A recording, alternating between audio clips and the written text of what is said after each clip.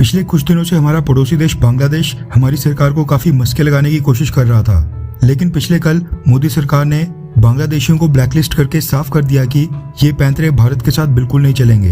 वैसे देखा जाए तो बांग्लादेश के साथ हमारे बेहद अच्छे संबंध हैं, एटलीस्ट बांग्लादेश की सरकार के साथ तो पक्का है। फिर चाहे बांग्लादेश के लोग भारत को पसंद करें या फिर ना करें। पाकिस्तान से आजादी दिलाने के बाद बांग्लादेश को आर्थिक रूप से उसके पैरों के ऊपर खड़ा करने में भारत ने बहुत ही मदद की है। बांग्लादेश कई सारी चीजों के लिए भारत के ऊपर ही निर्भर है, जिसके चलते वहाँ की सरकार भी भारत के साथ अपने करीबी संबंध बनाए रखती है। आप सोचिए कि नुपुर शर्मा जी और नवीन जिंदल साहब की विवादित टिप्पणी के ऊपर दुनिया के कई सारे इस्लामिक देशों ने भारत को टारगेट किया।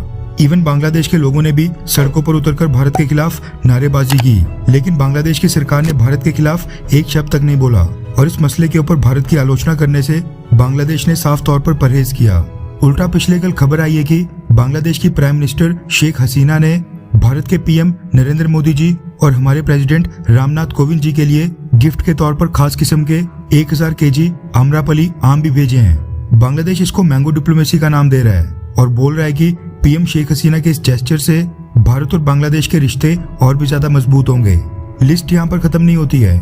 हमें पता है कि पीएम मोदी जी की माता श्री हीराबेन मोदी ने अपना 100वां जन्मदिन मनाया था, जिसके लिए पीएम मोदी गुजरात उनसे मिलने भी गए थे। वहीं बांग्लादेश के विदेश मंत्री AK अब्दुल मोमेन पिछले कल 3 दिन की भारत यात्रा पर आए हैं और खबर निकल कर आ रही है कि उन्होंने बांग्लादेश की तरफ से पीएम मोदी जी की माता श्री हीराबेन मोदी जी को उनके 100वें जन्मदिन की मुबारकबाद देने के लिए 100 रोजेस का एक बुके यानी 100 गुलाब के फूलों का एक गुलदस्ता भी भेजा है। कहने का मतलब है कि भारत के साथ करीबी संबंध बनाए रखने के लिए बांग्लादेश की सरकार समय समय पर इस तरह के जेस्चर्स कई बार शो करती है, ताकि भारत और बांग्लादेश के दोस्ताना संबंध हमेशा बने रहें और बांग्लादेश को जो भारत से आर्थिक फायदा हो रहा है वो उनको होता रहे।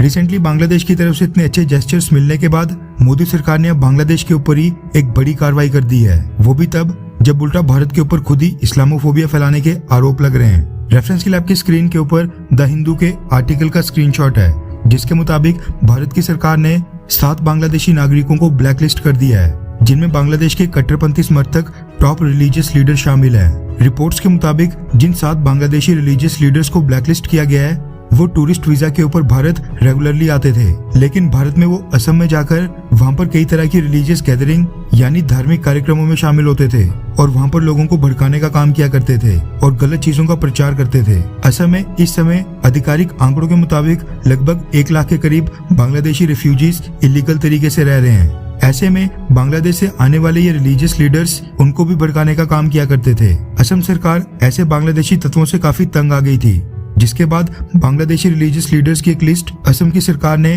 मोदी सरकार के गृह मंत्रालय को भेजकर इनके ऊपर कार्रवाई करने के लिए कहा। गृह मंत्रालय आज की डेट में अमित शाह जी देख रहे हैं और अब गृह मंत्री अमित शाह जी ने असम सरकार की इस रिक्वेस्ट को मानते हुए 7 बांग्लादेशियों को ब्लैकलिस्ट करके उनका वीजा कैंसिल कर दिया है। 7 बांग्लादेशी नागरिकों में टॉप रिलीजियस लीडर्स के साथ साथ एक सिंगर भी शामिल हैं। सरकारी अधिकारी का कहना है कि ये 7 बांग्लादेशी नागरिक जब भारत में इस तरह की गतिविधियां कर रहे थे, इनको तभी वार्निंग दे दी गई थी कि ये सब भारत के वीजा नियमों का उल्लंघन कर रहे हैं और आगे इस तरह की एक्टिविटीज में ये बिल्कुल भी शामिल ना हो, वरना इनको डिपोर्ट करके तुरंत बांग्लादेश वापस भेज दिया जाएगा। दरअसल जब भी कोई विदेशी नागरिक टूरिस्ट वीजा के ऊपर भारत आता है तो उसको कुछ नियमों का पालन करना पड़ता है।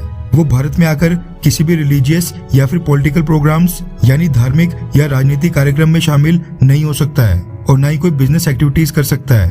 टूरिस्ट वीजा पर वो भारत में बस घूम फिर सकता है, लेकिन ये सारे बांग्लादेशी टूरिस्ट वीजा के ऊपर भारत आकर भारत के टूरिस्ट वीजा नियमों को लगातार तोड़ रहे थे। इसलिए भारतीय सरकार ने इन 7 बांग्लादेशी नागरिकों को सीधा ब्लैकलिस्ट ही कर दिया है, जिसके बाद अब वो किसी भी काम के लिए भारत बिल्कुल नहीं आ सकते हैं। खैर, क्या भारत ने 7 बांग्लादेशियों को ब्लैकलिस्ट करके बिल्कुल सही किया, हाँ या फिर ना? नीचे कमेंट करके अपनी राय जरूर बताएं।